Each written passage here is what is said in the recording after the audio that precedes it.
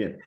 Bueno, bienvenidos a todos, bienvenidos al ciclo de seminarios de Ciencia de Datos en Agricultura que estamos organizando con la Facultad de Ciencias Agrarias de la UNL y el INTA, Balcarce. En esta oportunidad tenemos entre nosotros a Jonathan Ojeda, que es ingeniero agrónomo, egresado de la Universidad Nacional de Entre Ríos.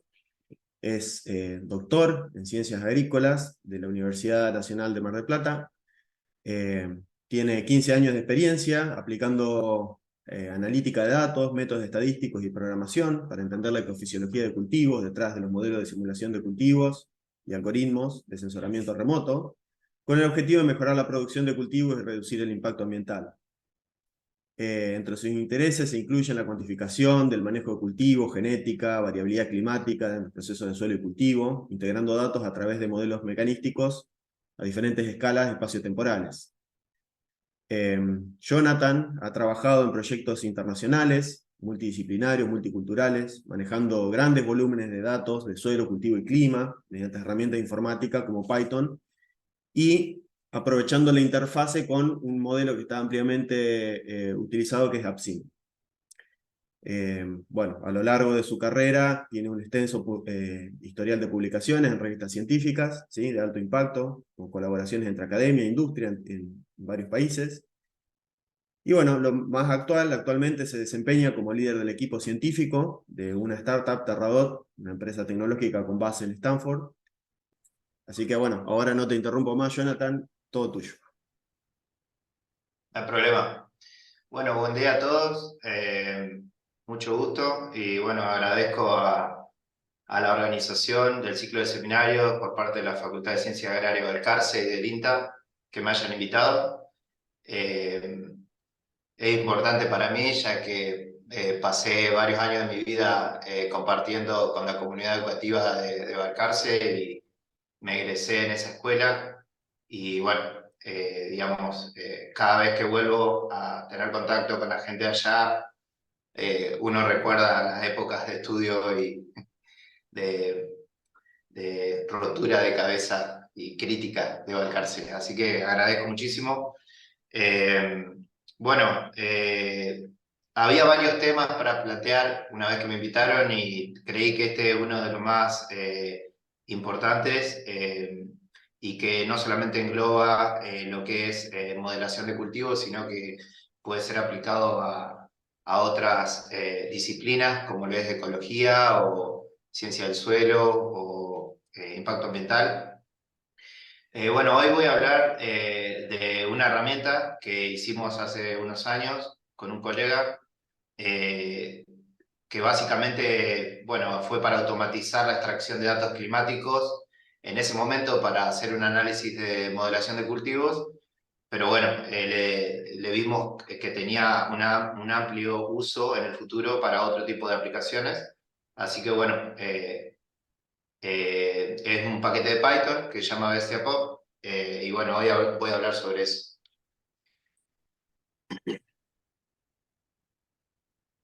Bueno, básicamente arrancando por qué se hizo esto, digamos, yo estaba trabajando en ese momento en Tasmania, que es la isla sur de Australia, en donde existen diversos ambientes y básicamente teníamos un objetivo de escalar el modelado de cultivos a nivel regional.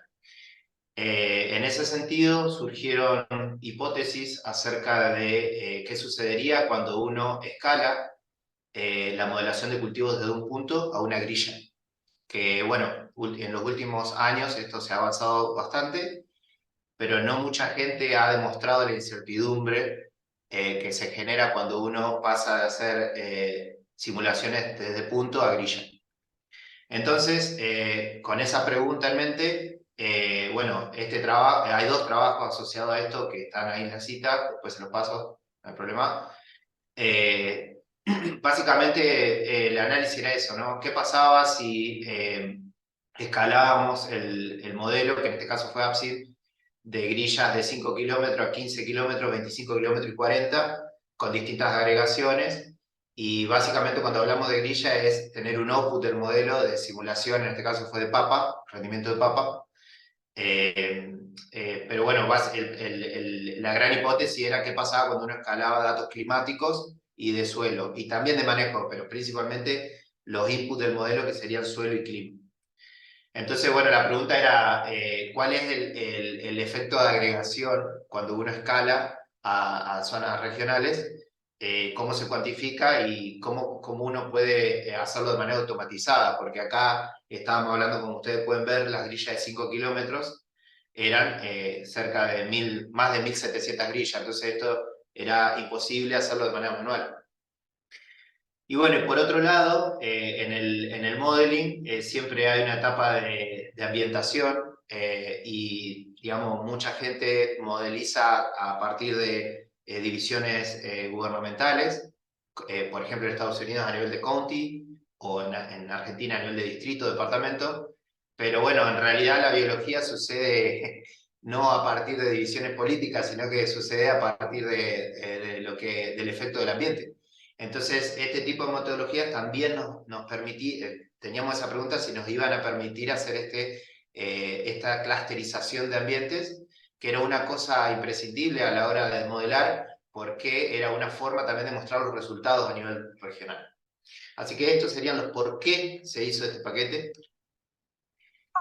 Bueno, avanzando un poquito más, como todos sabemos, y no sé si de la gente que está en la charla utilizan actualmente modelos de simulación, pero los modelos de simulación son básicamente algoritmos matemáticos que expresan interacciones entre el clima, el suelo, el ambiente y el cultivo. Y los datos climáticos son input para todos los modelos de simulación, ya sea a escala de planta, a escala molecular, a escala de planta o a escala de canopia, y podría ser a escala regional. Entonces, bueno, sabíamos que esto iba a ser necesario, automatizar el proceso. Por otro lado, estaba la pregunta de qué pasaba cuando uno comparaba simulaciones de punto y simulaciones de grilla, y cómo uno accede a esa información de manera automatizada para poder ponerla en herramientas. Por otro lado, era el tema del tamaño de información, o sea, de la cantidad. Cada vez, digamos, estamos tratando de descargar más datos a la misma vez y hacer este escalado a nivel regional o de país, por lo cual sí o sí existía la necesidad de automatizarlo. También está el tema del formato de los datos. Muchas veces los datos están en un formato que no es acorde a la herramienta que nosotros estamos utilizando, por lo cual veíamos esa necesidad de convertir y generar una manera estándar de traducir cualquier base de datos que esté en cualquier formato al formato específico de los modelos que nosotros estamos utilizando actualmente. Y por otro lado, el tema de la incertidumbre de los inputs de los modelos, que básicamente está relacionado con este tema de agregación, cuando uno escala de punto a grilla, qué incertidumbre hay en el dato climático principalmente, teniendo en cuenta la variabilidad espacial por ejemplo, la lluvia, la temperatura, la radiación. Así que bueno, básicamente esta es todo el background y la importancia de por qué se hizo este paquete. Bueno, este paquete, digamos, se creó en junio de 2021 y la funcionalidad principal que tiene es automatizar el proceso de generación y visualización de datos climáticos a nivel de grilla para aplicaciones de modelación de cultivos y análisis ambiental. Ese es el objetivo principal del paquete. La información acerca del paquete está en varios repositorios. Hay información en PyPy, hay información en Read the Docs y hay información en mi página de GitHub. Yo tengo un repositorio específico que, bueno, se llama BestiaPop, y ahí van a encontrar toda la descripción en detalle de la funcionalidad, el testeo, la eficiencia, los inputs, y bueno, todo lo que se va a ver en esta charla está en ese repositorio de GitHub.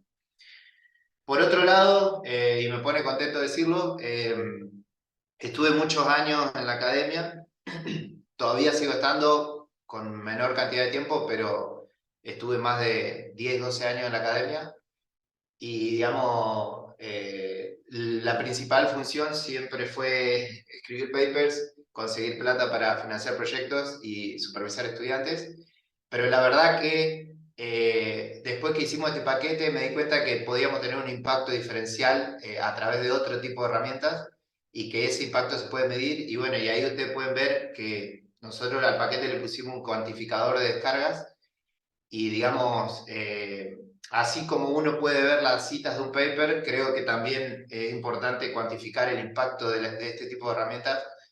Esto no quiere decir que toda la gente lo está aplicando en papers o lo está aplicando en Decision Support Tools, pero al menos sabemos que la gente está interesada y la gente lo está descargando y está tratando de hacer algo con esto, o sea que finalmente el paquete le está sirviendo a algo. Este paquete es open source, o sea, no tiene ningún costo. Y bueno, la verdad que me pone muy contento ver que a medida del tiempo va creciendo la utilidad, digamos, de la herramienta. Bueno, vamos a pasar un poco más a la parte técnica. Perdón está todo en inglés porque esto era una charla que digamos yo venía dando y tengo algunas diapositivas en español al final, pero toda la charla va a ser en español, de igual manera.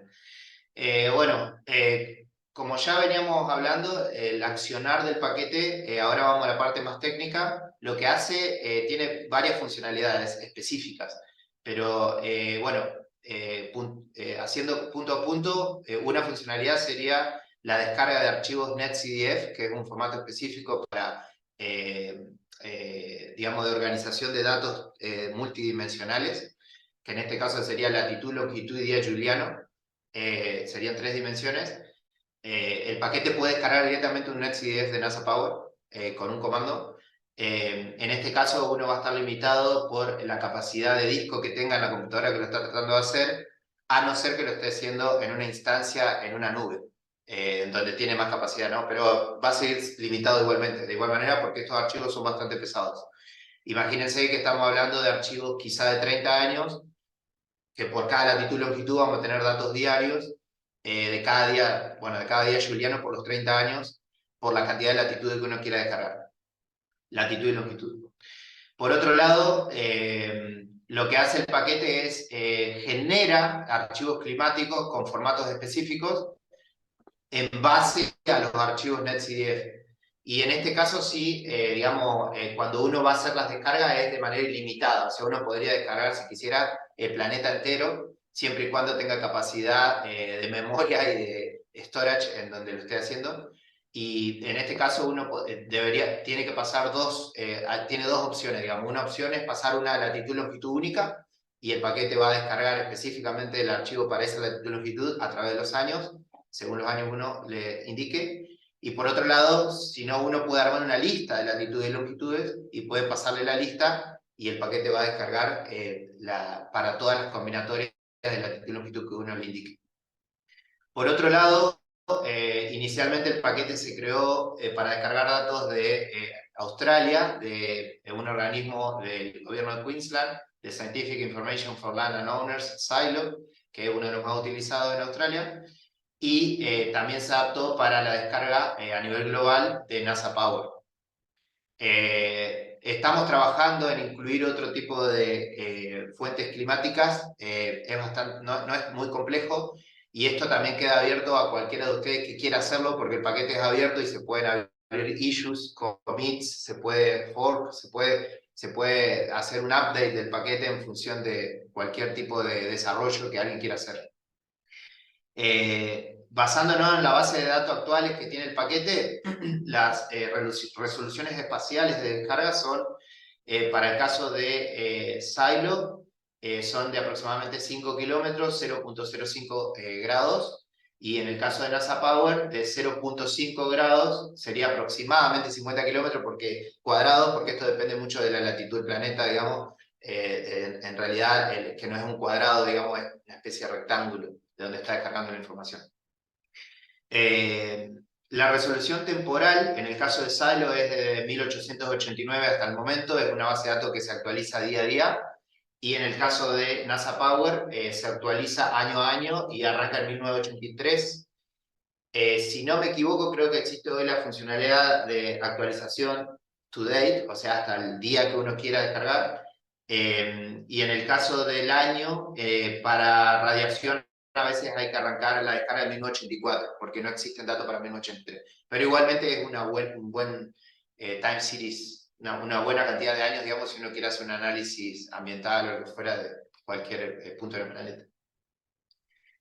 El paquete actualmente está descargando radiación solar, lluvia, temperatura máxima y mínima, porque porque la funcionalidad se armó para las variables obligatorias para correr APSIN y DSAT, que son los dos modelos de cultivo más utilizados en el mundo. Pero digamos, el paquete puede ser también actualizado para cualquier tipo de variable climática que uno quiera agregar, modificando el código. O sea, uno podría también agregar la descarga de evapotranspiración potencial, déficit de presión de vapor, humedad relativa o cualquier otra variable que esté adentro de los archivos netcdf de donde está descargando. Y en cuanto a formatos, como ya les dije, bueno, el objetivo era en ese momento correr APSIN, después incluimos la funcionalidad para DSAT, que son, como les dije, modelos de cultivos más utilizados en el mundo. Y bueno, además está la funcionalidad de descargar archivos con formato CSV, y se puede también armar data frames en pandas, en Python, para armar resúmenes estadísticos, digamos. Esas son las funcionalidades que tiene como output. Bueno, acá un poco más al detalle, estos son específicamente los comandos para las acciones, las fuentes de datos, el rango de años para cada fuente de datos, las variables climáticas, los tipos de outputs, y además uno tiene que especificar dónde quiere que le escriba los datos, digamos, dónde descargar básicamente el output. Acá lo que estoy mostrando es digamos, las formas de implementar el paquete. Hay distintas formas. Una forma es por línea de comando, digamos, que es la ejecutable, acá el punto 1. Uno lo que debería hacer es clonear el repositorio de GitHub en su computadora o en la nube donde esté trabajando, y básicamente pasar los inputs que están a la izquierda, y el paquete va a correr en línea de comando y va a descargar los datos en el output que uno ponga. Acá, como pueden ver, hay un "-m". Esa es una funcionalidad que no le expliqué, que básicamente lo que hace es dividir el trabajo en todos los cores que uno tenga en la computadora que esté trabajando. Ahora hay un ejemplo, que no tendríamos que haber ido todavía al ejemplo. Ahí está. Digamos, en el ejemplo ese está implementado y uno ve cómo el paquete divide la cantidad de latitud y longitud de años a través de los cores, que en ese caso fue una computadora de 16 cores, y es básicamente el multiprocessing funcionalidad, digamos, multiprocessing. Y bueno, eso sería con línea de comando, y el segundo punto sería una implementación de Binder. Esto es específicamente para correr podría ser Jupyter Notebook o Colab o cualquier plataforma para correr el código de Python. Y específicamente hay un botón que se llama Launch Binder, y ese botón está en el repositorio. Si uno cliquea en ese botón, lo redirige a un Jupyter Notebook. Uno no tiene que tener instalado ni Anaconda, ni Python, ni nada en su computadora. Digamos, automáticamente Binder lo que hace es autogenera todas las dependencias y paquetes dependientes de Bestiapop, y digamos, básicamente hace la vida más simple para el que no quiere hacer todo eso. Así que eso también le recomiendo que se pueda utilizar, y lo que uno tiene que especificar son, de vuelta, los inputs, que están ahí en rojo. Tiene que especificar de dónde viene la lista de latitudes y longitudes, un CSV, y bueno, los años, la fuente climática, el output, los tipos de output, etc. Lo mismo que veníamos hablando. Bueno, y acá hay un ejemplo. A la izquierda pueden ver la línea de comando, a la derecha el output, la carpeta donde quiero que me escriba los archivos, y ahí empieza a correr. Fíjense que dice Parallel Worker Pool consisting of 16 workers. O sea, actualmente está la funcionalidad de "-m", entonces divide en los 16 cores que tenía esa computadora.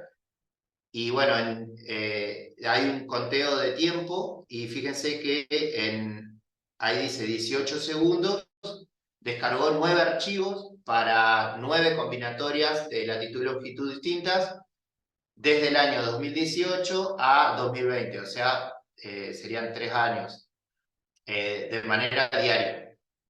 Bueno, y así sucesivamente, ¿no? Uno podría seguir aumentando la cantidad. Y esto es un ejemplo que es un archivo IPNB que está en el repositorio también, en donde muestro cómo se descarga para una específica latitud-longitud. Hay un formato automático para descargar en un zip file los datos outputs. Y después hay un ejemplo para descargar con listas de latitud y longitud desde NASA Power y desde Silo, en las dos situaciones.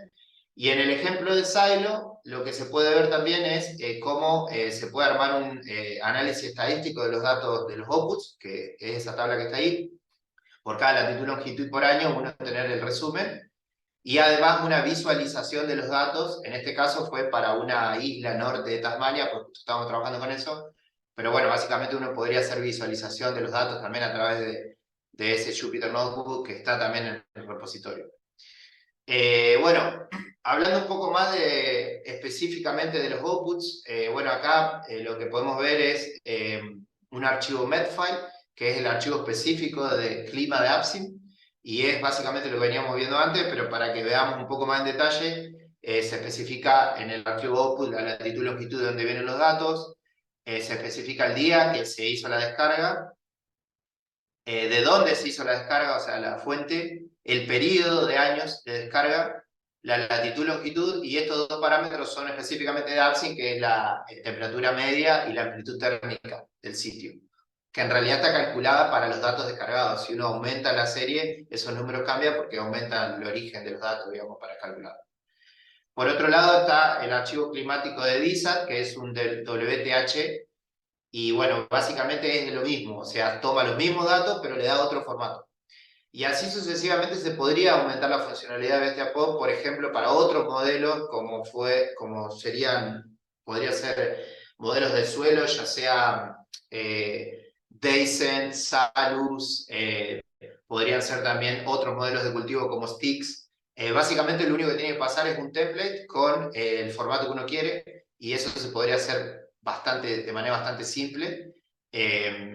Y bueno, y después por otro lado está el CSV, que básicamente es una tabla con los datos originales, que uno también podría utilizarlo para hacer cualquier tipo de análisis climático, de lo que fuera. Bueno, yendo un poquito al tema aplicaciones.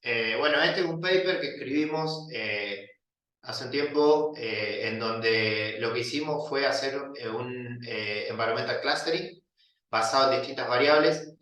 En la primera fila, en naranja, pueden ver la radiación interceptada en joule por metro cuadrado para todas las zonas potenciales de producción de sorgo en Estados Unidos, para biomasa.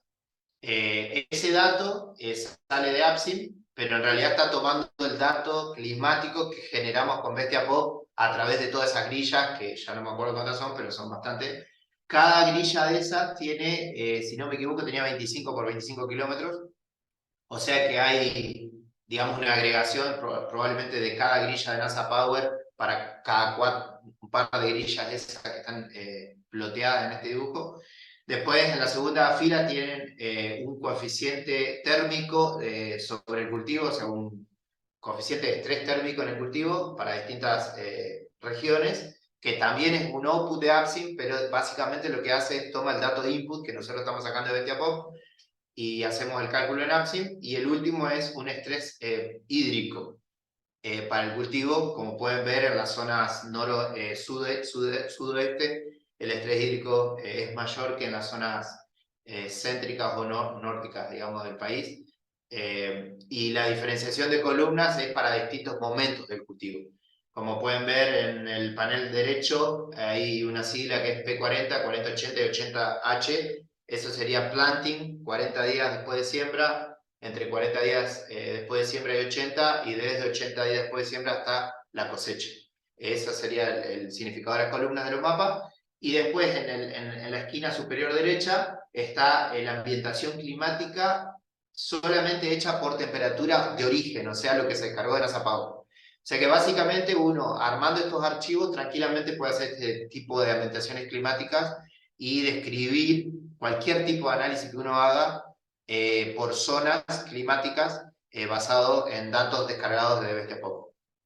Después también en los boxplots pueden ver cómo hicimos una diferenciación o un análisis estadístico de los datos climáticos puros de lluvia, temperatura media y radiación solar para las 3 zonas térmicas que identificamos en el país, digamos. Para las 3 zonas térmicas que están en colores, para los 3 estadios distintos del cultivo, digamos. Inicial, medio y final. Bueno, después también, este es otro paper en donde lo que hicimos fue correlacionar variables climáticas descargadas con Bestiapop a nivel de grilla, que esto está correlacionado con una de las figuras iniciales que vimos. Correlacionamos los datos climáticos con el rendimiento de papa para Tasmania, que papa es el principal cultivo de verano de la isla. Y esto está hecho para las zonas potenciales de utilización para papa en el estado. Y esto se hizo para condiciones de secano y riego. También se hizo con APSIM, pero bueno, básicamente es un poco mostrar qué aplicaciones uno le puede dar a los datos que viene descargando de Bestiapop a nivel masivo o regional. Después, por otro lado, también hicimos otro trabajo acá en Buenos Aires, en donde lo que hicimos fue hacer una superposición de datos de punto de ensayos de sorgo para forraje y biomasa en distintos distritos de Buenos Aires, y se hizo, digamos, la superposición de esos puntos con grillas de NASA Power, y descargamos los datos con Bestiapop para hacer cuantificación y estimaciones de biomasa, calibraciones del modelo y estimaciones de fecha de emergencia, fecha de floración y madurez para sorgo. Eso también está publicado. Bueno, acá están un poco los papers, después puedo pasar un link donde pueden descargar todos los papers. Normalmente en la página de GitHub lo que se hace es decir, bueno, si utilizás el paquete, citalo con el nombre del paquete, y hay 2 o 3 papers que son los papers principales donde se muestra un poco la funcionalidad, como para también no solo depender del cuantificador de descarga, sino también demostrar que el paquete está siendo utilizado para la escritura de paper o desarrollo de investigación.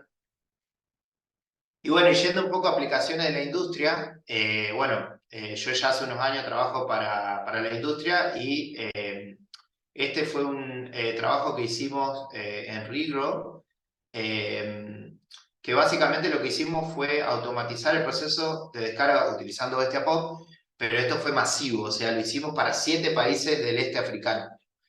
Y acá ustedes, si ven bien la resolución es bastante, digamos, es importante, o sea, estamos hablando de 1 kilómetro de resolución, porque teníamos una ambientación ambiental, que teníamos una grilla de 1 kilómetro, por lo cual utilizamos datos de NASA Power, y obviamente que cada grilla de NASA Power se utilizó para varias grillas que están ploteadas acá, pero básicamente lo que hizo es se corrió AppSim para estimar el rendimiento de maíz para grano en distintas regiones de 7 países de África de manera automatizada. O sea, se automatizó totalmente el proceso de corrida de AppSim, descargando directamente los datos a través de Bestiapop, que se linkea directamente con las APIs de NASA Power en este caso. Por otro lado, también, yendo un poquito más a estimaciones a otro nivel de complejidad, actualmente lo que estamos haciendo es estamos implementando Bestiapop de manera automática para correr AppSim, pero para hacer estimaciones de secuestro de carbono. Básicamente es primero rendimiento, biomasa y grano, por lo cual residuos, y de residuos carbono, de residuos aéreos o raíces. Y bueno, básicamente en este caso tenemos datos de campos, tenemos polígonos, y hacemos la superposición de polígonos con respecto a qué grillas abarcan. Hacemos una media ponderada de cuántas grillas abarcan cada lote, y hacemos una utilización de esos datos climáticos para correr upstream también para hacer estimaciones de carbono. Así que bueno, es un poco el tema de las aplicaciones. Y bueno, y esto, este es un mapa que armé hace un tiempo, y esto va un poco más allá de Bestia Pop. Bueno, discutimos un poco el tema de cuál es el objetivo de estos seminarios. Y bueno, creo que Bestia Pop es básicamente una implementación de algo en base a una pregunta. Pero eso digamos, la respuesta a esa pregunta no fue solo un paper. Fue básicamente una herramienta que nos permitió a nosotros después responder un montón de otras preguntas. Y bueno, básicamente esto es un mapa en donde muestra más o menos todos los lugares donde yo trabajé y con qué gente trabajé. Y básicamente es para mostrar que gran parte de esto fue cuando yo me introduje a la parte de data science y de implementación de este tipo de herramientas, porque yo inicié mi doctorado en el año 2012 y puramente en ecofisiología de cultivo y pasturas. Y a partir del 2013-2014 empecé a incursionar en data science y modelación de cultivos, que detrás hay mucha data science, parte de eso.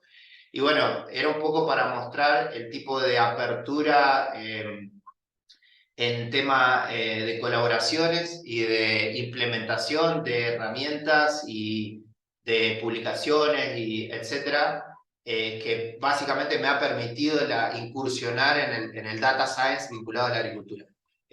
Básicamente era un poco para mostrarle, y no solo hablando de organizaciones de la academia, sino que también mucho de industria, porque este tipo de herramientas son altamente utilizadas en la industria para automatizar procesos. Y bueno, y un poquito como para reflexionar, me pareció importante bajar un poco e irme un poco de lo técnico e ir un poco más a lo filosófico. Y bueno, esto yo lo saqué desde un sitio web, pero me gustó bastante y yo le agregué algunas cosas en negrita, que sería tipo un resumen de lo que yo entiendo de qué es cada punto, pero básicamente serían qué prácticas debería seguir un científico de datos. Y básicamente esto es mi vida diaria. Y bueno, básicamente es resolver diferentes problemas en distintas plataformas, o sea, no atarse a una plataforma, lo cual permite flexibilidad. Resolver problemas en distintas situaciones y contextos, o sea, tener un scope amplio y apertura a nuevas ideas todo el tiempo. Aprender de problemas resueltos y aplicar ellos a nuevos problemas. Lo cual es algo diario, aprender del error. O sea, todo el tiempo vamos a tener errores y todo el tiempo hay que de alguna forma encontrar la solución. Pedir ayuda y comentarios o feedback acerca del trabajo que uno está haciendo, eso es clave. O sea, uno tiene que ser revisado y criticado frecuentemente para poder mejorar, si no es imposible mejorar. Y esto está altamente utilizado en lo que es el desarrollo de software actualmente a través de GitHub, porque actualmente las empresas lo que hacen es uno desarrolla una parte del código y siempre hay un revisor dentro de la empresa, que es un colega que revisa lo que uno está haciendo para que pase a producción.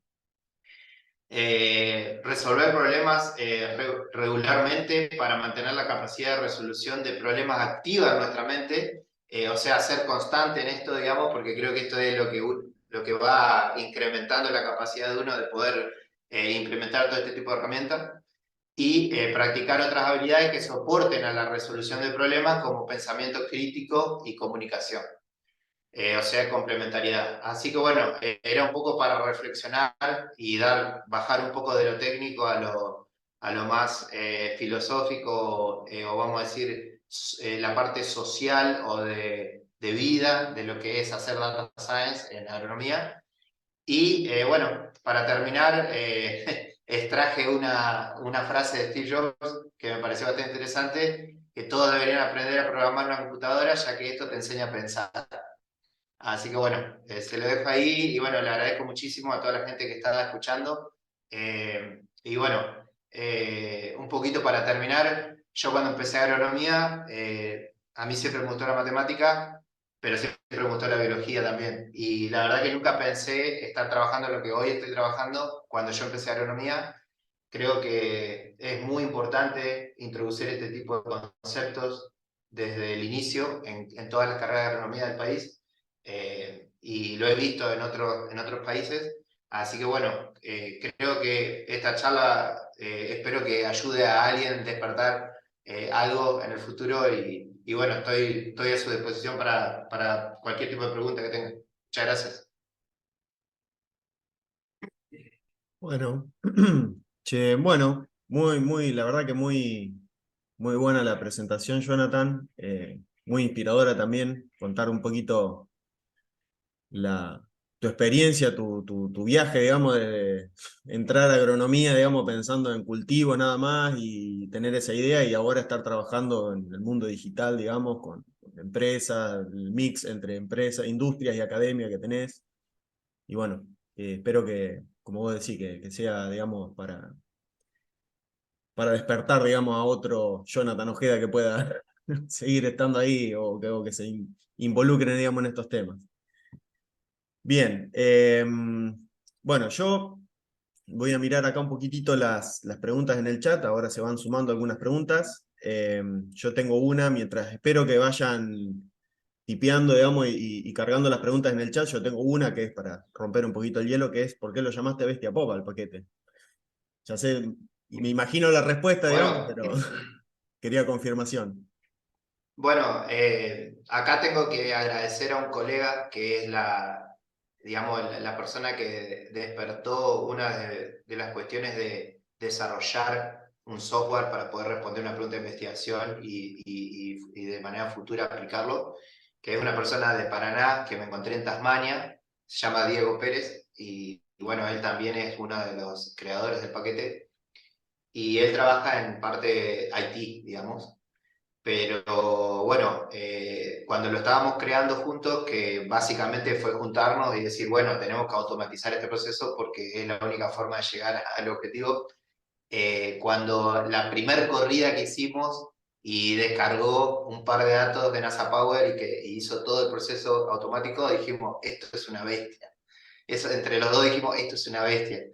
Y Ajá. bueno, ahí dijimos, no, se tiene que llamar Bestia Pop. Ah, Y me río porque cuando voy a alguna charla en otros países, por ejemplo en Australia di alguna charla de Bestia Pop y hay algún latino que sabe de dónde viene y entonces yo le hago la traducción y le digo, sí, en realidad es Pop Beast, porque Bestia Pop es del español, pero en realidad en inglés es Pop Beast. Y ahí le decís medio como que no se entiende mucho, pero solamente lo entiende el que sabe de dónde viene el nombre, digamos. claro, claro, tal cual, tal cual. Che, bueno, no, eso era medio anecdótico mientras ponían en el chat. Ahora yo tengo acá una preguntita que hace Federico Barragán. Pregunta si los datos de campo solo se usan de validación. No sé si, Federico, si querés aclarar algo, agregar, abrir el micrófono tranquilamente. Sí, por ahí ampliar realmente es más práctico. Porque siempre está el problema de que los modelos climáticos y esto con la tecnología satelital, por suerte, se ha como tapizado el mundo, que antes era producto de interpolaciones bastante más complejas. Entonces, pero mantener las redes existentes de captura de datos climáticos en tierra, digamos, es algo filosófico, es de la última parte de lo que contaba Jonathan. Entonces, nosotros tenemos la costumbre de usar los servidores de imágenes de las instituciones y ellos siempre te hacen registrar y te hacen poner un montón de estadísticas para ellos, para mostrar que la gente está usando las cosas y al usar las cosas buscan los recursos para seguir financiándolo. Entonces, estos modelos, si podemos implementar a futuro una vertiente que tomen datos reales de campo de instituciones como el INTA o el Servicio Meteorológico, por allí eso podría ayudar a que ellos tengan, eh, o que nosotros tengamos como país una red mejor, una red meteorológica de campo mejor. Digamos. En ese sentido era si el modelo la potencialidad seguro que la tiene de tomar datos de campo, pero sí lo tiene en cuenta como un input fundamental, digamos. Sí, tengo muchas gracias por la pregunta y tengo dos respuestas complementarias.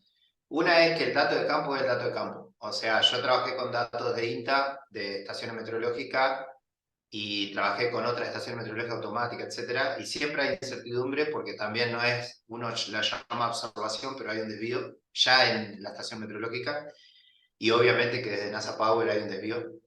Hay 2 o 3 papers ya publicados en donde demuestran que para temperatura mínima, máxima y radiación anda bastante bien las R cuadrado y correlaciones.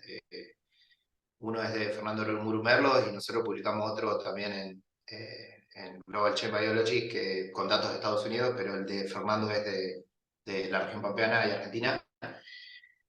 Y bueno, el gran tema es lluvia.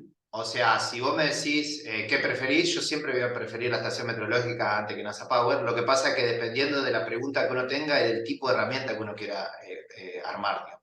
A veces uno puede hacer uso de la estación meteorológica para validar lo que uno está haciendo, y también depende mucho de lo que uno quiera estimar, porque cuando uno quiere estimar, en este caso con modelos de cultivo, por ejemplo, no es lo mismo estimar rendimiento o biomasa que estimar emisión de óxido nitroso diario. O sea, la dinámica diaria a veces es importante para determinadas estimaciones y a veces no. A veces con la dinámica semanal ya te sirve. Entonces, cuando uno compara los datos de estación meteorológica con NASA a nivel semanal de lluvia, y andan un poco mejor que diario. Y ya lo comparás a nivel mensual y andan re bien. Pero bueno, depende mucho de la pregunta que uno tenga y de la herramienta que uno quiera crear. Nosotros cuando armamos herramientas de aplicación, siempre buscamos el dato medido en estación meteorológica de igual manera. ¿Por qué? Porque lo utilizamos para hacer este tipo de validaciones. Porque esto es incertidumbre, o sea, uno puede correr AppSync con la estación meteorológica, con NASA, inclusive yo lo hice, y ves el desvío entre observado y simulado, y básicamente es debido al input climático. O sea, un desvío es incertidumbre de la base de datos climática, puramente. Hay papers acerca de eso también. Así que bueno, yo creo que en Argentina hay un potencial grande con la red de INTA de armar un grillado con mayor resolución que NASA Power, porque NASA Power es grande. Entonces, cuando uno tiene un lote de 1 o 2 hectáreas o 5 hectáreas, poner en Argentina no es común, pero en otros lugares es bastante común. Por ejemplo, yo estoy trabajando en México y tenemos lotes de 5 hectáreas. Entonces, con NASA Power, si tenés lotes muy contiguos, estás utilizando finalmente el mismo archivo climático. Entonces, creo que en Argentina hay una potencialidad de poder hacer grillas, quizá como hizo Silo en Australia, de 5 kilómetros, utilizando los datos de NASA Power y utilizando los datos de INTA. Pero bueno, alguien lo tiene que financiar, tiene que haber gente para hacer eso y bueno, tiene que haber un objetivo final. Actualmente yo no creo que se haya hecho, pero digamos se puede hacer. Bien, genial, muy buena la discusión. A ver, otra pregunta acá, Federico Gómez. Dice, hola, muy interesante la presentación. Bueno, muchas gracias. Me pareció entenderte que habías calculado o podías calcular la incertidumbre en la estimación del rendimiento o la variable de salida del modelo que quieras, producto del escalado hacia niveles superiores. ¿Puede ser? Dice, en caso de ser así, ¿cuál Sí. sería la aproximación adoptada? Bueno, están los papers. A ver, Tiene que ver con vamos el upscaling específicamente a la cita. downstream. Es una de las primeras diapositivas. El The Science of the Total Environment 2020, o sea, el primero. Ese es el paper que muestra eso, y después hay otro de European Journal of Agronomy. Los dos recomiendo leer. Ahí hay una explicación matemática de cómo hacerlo. Básicamente, ¿qué es el Data Aggregation Effect? Es la incertidumbre que uno introduce cuando cambia de resolución el dato climático. Y lo que se hace es se arma un factorial completo con AppSim, o podés hacer con DISAT o con el modelo que quieras, y corres el modelo con datos agregados de lo que se hizo en este paper. Básicamente se corrió con datos de punto, se corrió con grilla de silo de 5 kilómetros, que es la pura que genera silo, y después se agregó esa grilla de 5 a 15, 25 y 40. Entonces, finalmente acá el modelo se corrió con un dato, con un dato, con un dato y con un dato. Lo que pasa es que el dato de acá era la media de todas estas grillas. Que acá hay una discusión grande que si realmente se puede agregar la lluvia. Porque todo lo que es temperatura mínima, máxima y radiación está bastante consolidado hacer una agregación espacial, pero no con lluvia, porque probablemente pudo haber llovido en esta grilla y no llovido en esta grilla. Entonces, bueno, ahí hay toda una discusión de cómo agregar los datos de lluvia. Pero bueno, básicamente sí, uno puede correr un modelo con las distintas con bases de datos agregadas de distintas maneras, tiene el output, y en el output cuando cuantifica la diferencia del simulado, sin hablar de observaciones, solamente en el simulado, puramente esa diferencia es el data aggregation effect, o sea, el efecto de agregación. Porque el modelo es el mismo, la estructura es el mismo, los inputs son los mismos. Lo único que cambia es la agregación del dato climático. Bien, bien, bien. Después, otra pregunta de Lucas Facio. Dice, Jonathan, dice, junto con Nicolás Arosamena, ¿lo leí? Sí, Arosamena, estamos trabajando en diferentes proyectos de identificación de ambientes para ciertos cultivos. ¿Actualmente crees que esta herramienta nos serviría para determinar nuevos ambientes a partir de buen uso de la ciencia de datos? ¿Podemos identificar nuevos ambientes en función también de la tendencia de los cambios de las variables climáticas? Muchas gracias por tu exposición. Bueno, gracias. El tema, sí, digamos, esta herramienta va a permitir generar ambientes puramente definidos a través de variables climáticas. El ambiente también incluye el suelo y, bueno, lo ideal sería hacer una combinatoria de los datos de Bestia Pop con alguna fuente de suelo de grilla y vincularlo. Eso ya se hizo, hay algo publicado en Nebraska que se llama Technological Extrapolation Domains, y hay un mapa que básicamente son grillas ambientales basadas en datos climáticos y en datos de Plan Available Water Capacity, o sea, la capacidad del suelo de almacenar agua, que está relacionado con la máxima profundidad de raíces para cada grilla espacial. Esto se hizo para Estados Unidos y África. Hasta el momento no está hecho acá en Argentina, hasta lo que yo sé. Pero bueno, sí, se podría hacer. También el tema de la diferenciación regional depende mucho de la variabilidad espacial del ambiente o del clima en una región. Porque, por ejemplo, en Tasmania había muchas subregiones climáticas, entonces esto fue muy útil. Pero, por ejemplo, yo trabajé con gente en Alemania y ellos tenían zonas en donde uno hacía análisis comparativo climático para hacer clústeres y terminaba haciendo 3 clústeres en todo el país. Digamos, o sea, depende mucho de dónde uno esté en el planeta, y esto depende principalmente de la elevación, de la topografía. Sí, básicamente eso, y en Tasmania principalmente que había mucho efecto de costa, porque tenía básicamente mar alrededor. Entonces cambiaba mucho el clima, pero sí se puede hacer. Inclusive una de las aproximaciones avanzadas del clustering es no solo utilizar los datos climáticos puros de Bestia Pop, sino que traducir esos datos climáticos a índices de estrés, que son más, es una forma más, yo diría, aproximada de ambientación.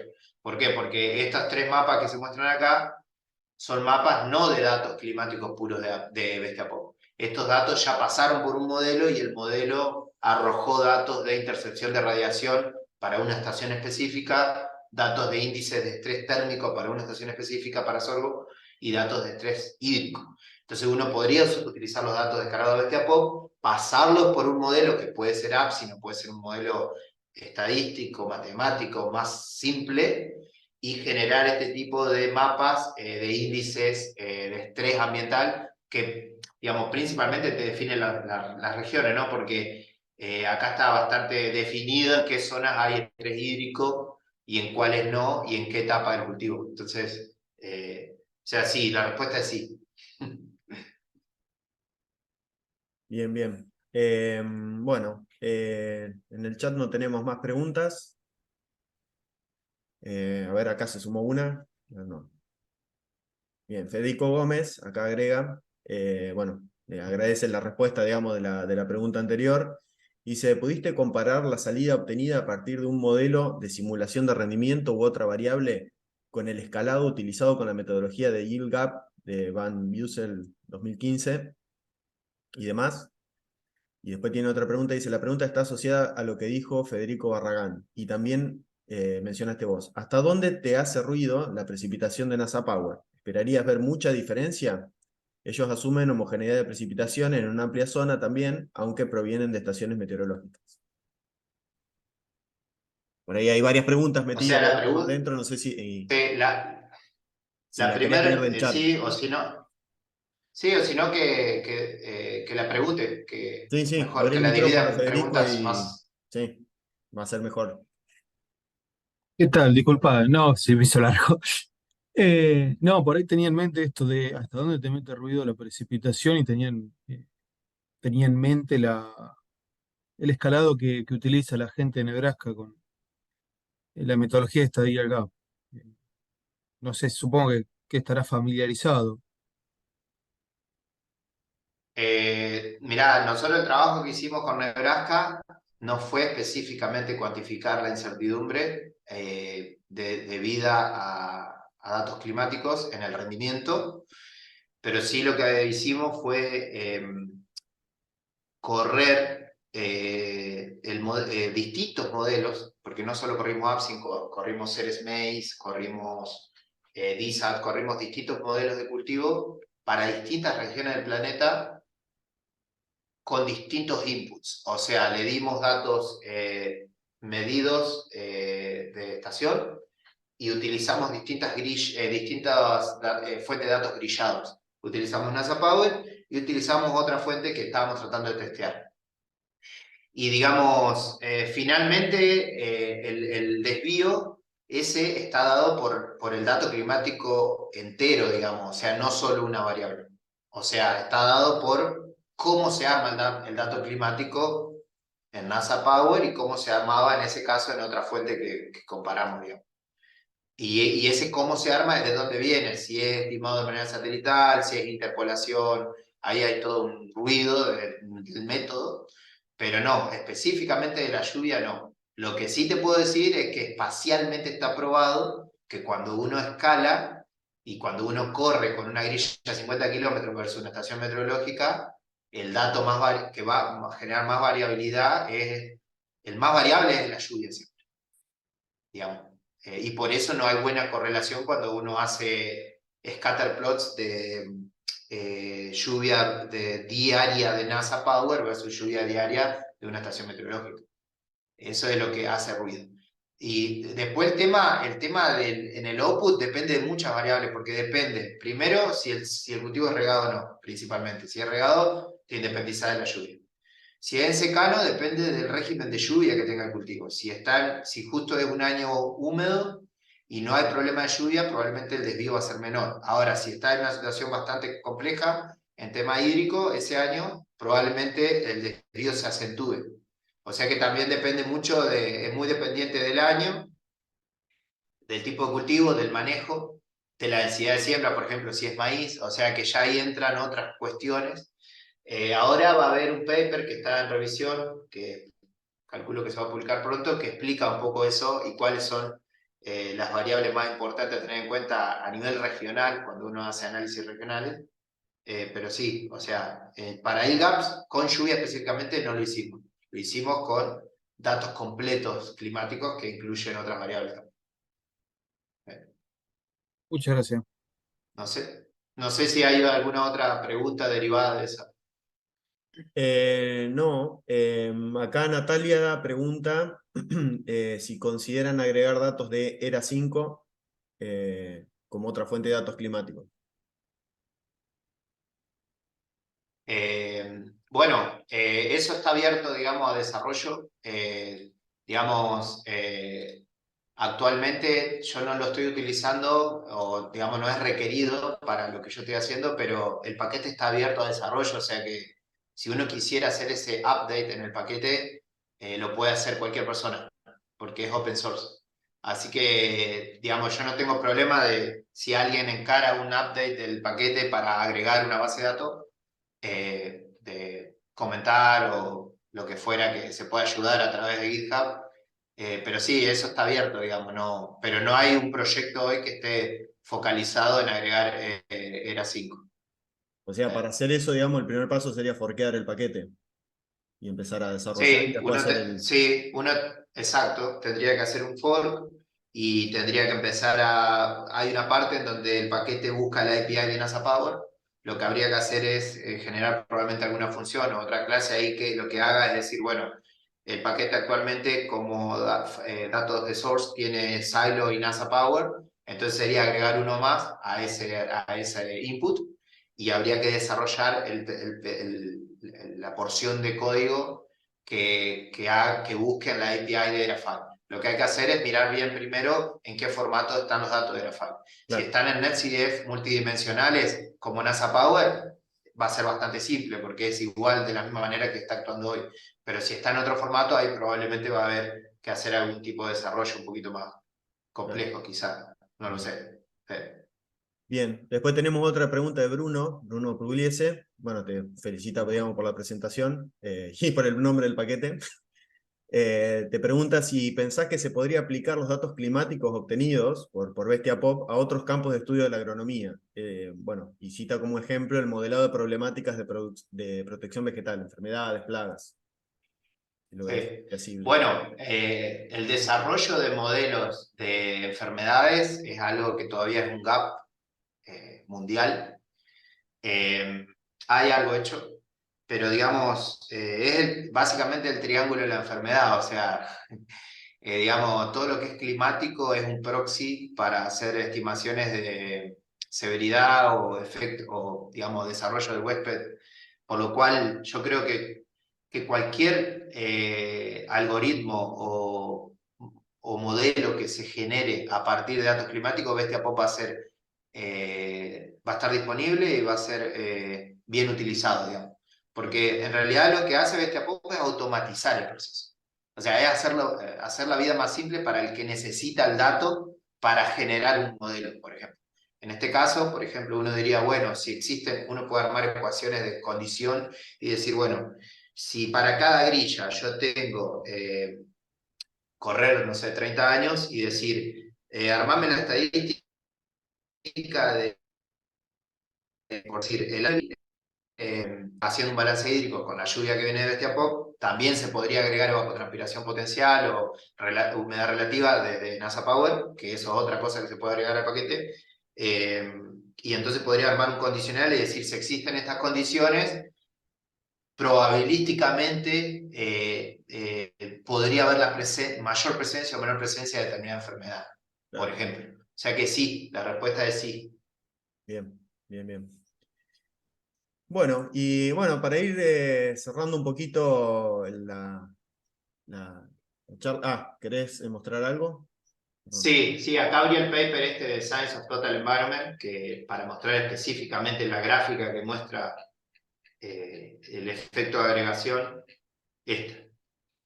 Acá, digamos, básicamente es, en el eje Y, es Relative Absolute Deviation, es la métrica, digamos. La desviación absoluta relativa en porcentaje. Hay 4 variables, que son las 4 variables que necesita Absin para correr. Y acá está, digamos. Esto es, si no me equivoco, sí, esto es dato climático. O sea, esto es, sin entrar en el modelo, cómo cambia relativamente el desvío cuando uno escala para las 4 variables y cuál es la que más cambia. Fíjense que lluvia es la que más cambia, que hablábamos hoy. Por eso es que cuando uno compara NASA Power con datos de estación, anda mejor para temperatura y radiación. Esto es solamente en términos relativos, la desviación, y esta es una medida de la agregación, porque lo que se compara acá es 40 versus 5, 25 versus 5, 15 versus 5. Acá no hay datos de punto. Y acá lo pueden ver, la absolute deviation media para cada combinatoria, para cada variable climática y para cada escalado, digamos. Y para cada grilla. Fíjense que acá la grilla es más grande, más chiquita y más chiquita. O sea, 15, 25 y 40. Esto se puede hacer. Entonces uno puede identificar regiones en donde uno tiene más riesgo cuando escala, digamos, y cuando quiere hacer estos análisis a nivel regional. Y después hay otra figura, bueno, acá esta figura lo que muestra es el efecto de la elevación o del desvío estándar de la elevación en temperatura máxima y mínima y lluvia y radiación, ¿no? Que es lo que hablábamos, que la topografía es uno de los más importantes, es la más importante, diría. Y bueno, y acá, esto yo lo hice con suelo también, con datos de suelo, o sea, lo hice para disponibilidad de agua en el suelo, para densidad aparente, carbono orgánico y pH, y también yo quería ver qué pasaba cuando uno escalaba y cuáles eran las variables de suelo que más cambiaban cuando uno utilizaba datos a nivel regional. Pero bueno, vamos a ir al output, que es lo que hablamos hoy. Esto básicamente es rendimiento en secano, primera fila, rendimiento irrigado en segunda fila, y esto es Irrigation Water Requirements, que serían la cantidad de agua requerida para la papa en Tasmania. Y acá está en términos relativos el efecto de agregación pasando de 5 a 40, en qué situaciones afecta más. Y como hablábamos, cuando uno riega, obviamente se independiza de los desvíos que tendría por la lluvia. Entonces, en términos de riego, uno se podría alargar a hacer esto y decir, bueno, tengo un desvío menor al 5% en términos relativos, pero cuando uno está trabajando en situaciones de secano, ya la cosa cambia y ya tenemos que hablar de desvío ya del 15%. Era más un poco para dejar en claro, digamos, lo que habíamos discutido. Bien, bien, excelente. Creo que Federico habría levantado la mano hace un ratito. Sí, yo quería hacer una pregunta para el output, o sea, toda esa información de salida, si tienen alguna política de almacenamiento o algo, porque la lógica siempre es, bueno, uno puede aplicar el código y lo genera y cada vez anda más rápido eso, pero bueno, hay veces que las herramientas se tornan obsoletas o las bases de datos desaparecen y todo eso que ya se generó, si, no sé si tienen alguna política de almacenarlo en algún lado de alguna manera y tenerlo a disposición y para no tener que uno si replicara o si usara el modelo y los datos que ya se generaron sería como un input, no tendría que correr todo el modelo para generar el output que resulta que ya se generó en otro lado. No sé si me doy a entender, pero más o menos O es sea, Dejar cacheado dónde en un queda vos eso. hablás del lugar. output, Sí, vos, del perdón, no output sé. del modelo, la salida, las tablas del modelo, si por allí las instituciones donde has trabajado tienen una política de resguardar todo eso, porque por ejemplo vos en vez de correr el modelo bajás el CSV y lo usás tranquilamente. ¿Vos estás hablando del dato climático o hablás del rendimiento, por ejemplo, en este caso de este paper? Cualquiera de los outputs, Bueno, porque son distintas el, escalas de... el- sí, el dato climático, digamos, eso no existe en ningún repositorio porque es una herramienta pensada para un usuario que tiene una región específica en donde quiere trabajar. Entonces vos descargás y decís, bueno, yo quiero esta longitud, paso esta lista y descargo acá. Eso no existe en ningún repositorio porque está pensado para eso. Ujú. Después, lo que sí, digamos, los NetCDF están, digamos, en un repositorio. Están en el repositorio de NASA Power y están en el repositorio de SAI. O sea, vos lo que haces es convertir en realidad, Sí, sí, cuando uno sí, no, aplica esta forma. no, esos datos sí, ya, sí, Eso está. lo que hablo yo El es tema, sí, el posterior no, procesamiento, sí, ya sí, algo procesado. el tema del output también es muy particular porque, por ejemplo, en este caso, por decirte, ¿no? Para hacer estas simulaciones se utilizó determinada fecha de siembra, determinada fertilización nitrogenada. O sea, eso es muy particular de este paper específico porque se quería evaluar cómo se hace, digamos, un efecto de agregación para una condición promedio de hacer papa en Tasmania, ponele. Entonces, digamos, si vos reducís la fertilización nitrogenada en Absin a la mitad, por decirte, los outputs te van a cambiar. O sea, cambia todo en realidad. Entonces, es muy particular de la pregunta que hubo en ese paper. O sea, hoy en día no existe ningún sistema que tome datos de Bestiapop, corra Absin, genere outputs y dé esta información, por ejemplo, de Data Aggregation Effect Ujú. de manera automática y que esté en algún lugar disponible. Eso no existe. Está bien. No, te comentaba porque nosotros acá estamos trabajando en infraestructura de datos espaciales que lo que apunta es eso, es a poner a disposición esta información que ya está procesada y a su vez tener los metadatos de cómo se generó, que serían todas esas particularidades que vos mencionás, como si variás un poquito algún parámetro te da otra cosa. Bueno, pero yo Sí. hice un paper y ese paper tiene todas estas configuraciones, pero la información ya está procesada. O sea, vos metela, si te reúnen los parámetros que vos necesitas, metele y saca algo derivado. Digamos, porque son muchos volúmenes de procesamiento y todo eso, que lo que pasa es que las herramientas actuales generan las cosas tan rápido que uno lo descarta como algo obvio, pero realmente puede ser un input. Todo lo que sale de todos esos procesos es un input. Entonces, esa era la duda era si las instituciones para las que ustedes trabajaban tenían la idea de poner a disposición. Eso es.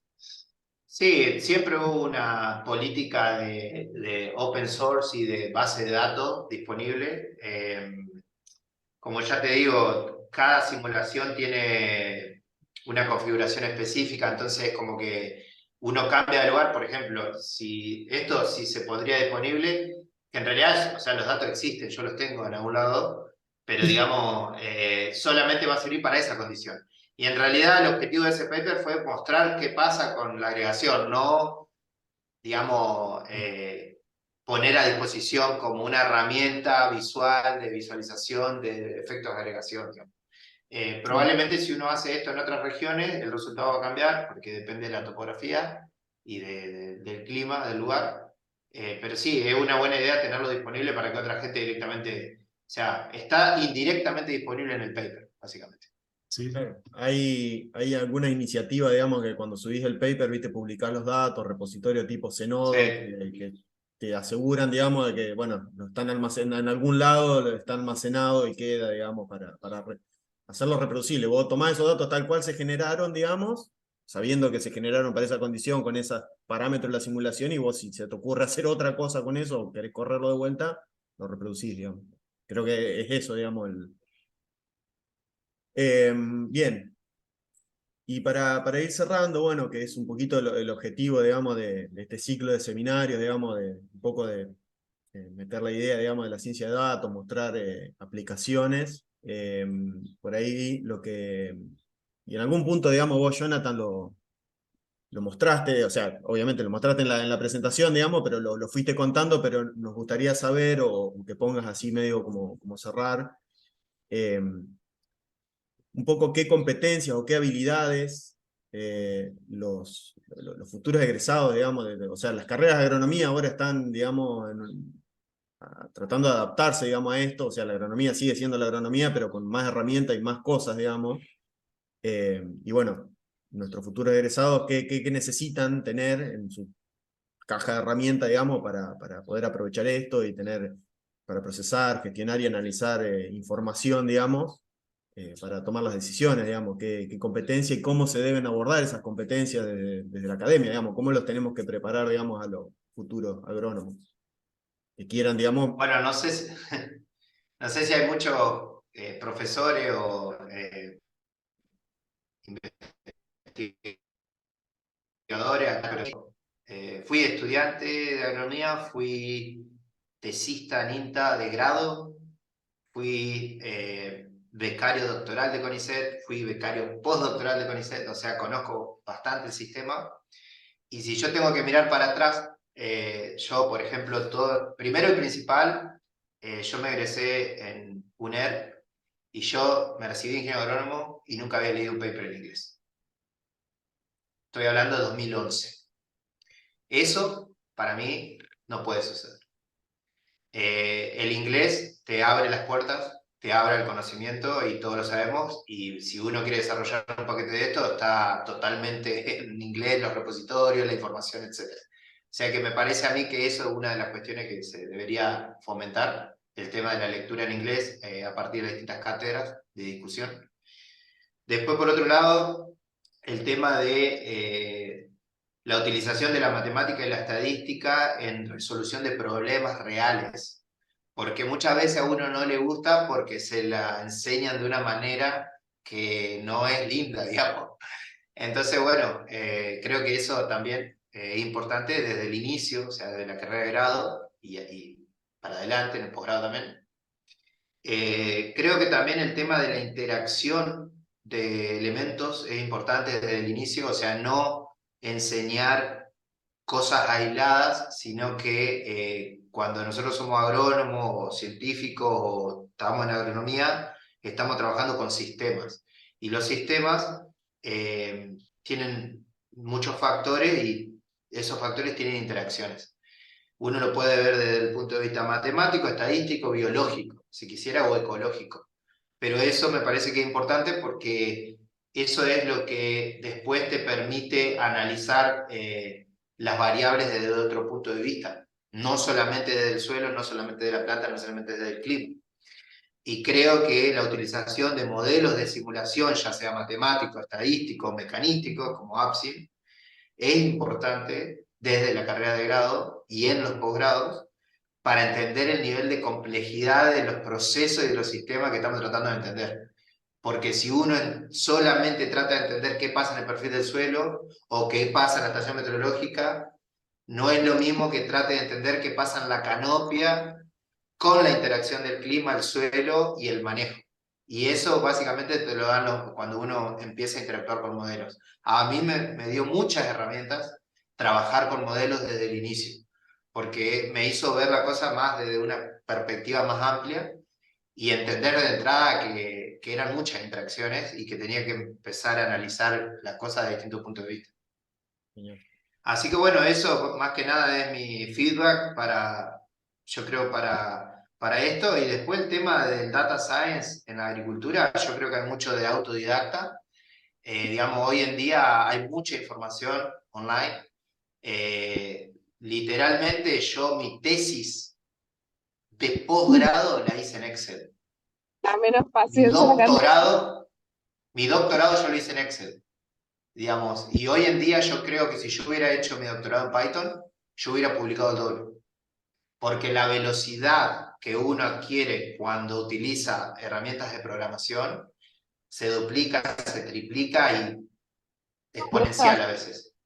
Así que bueno, creo que eso sería mi feedback para la gente que enseña y para la gente que está como estudiante, digamos, actualmente. Claro, claro. Sí, sí, sí, genial, genial.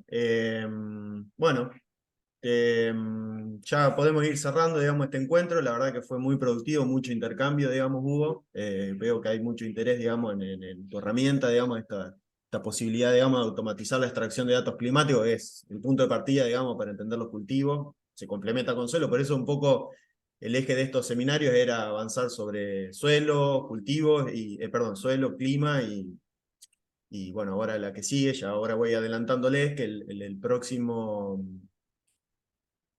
seminario va a ser el 20 de octubre a las 9 horas, Argentina. Ahí vamos a tener la oportunidad de tener al profesor Adrián Correndo, de la Universidad de Gelb. Bueno, está arrancando en la cátedra, digamos, del sistema de cultivos sustentables.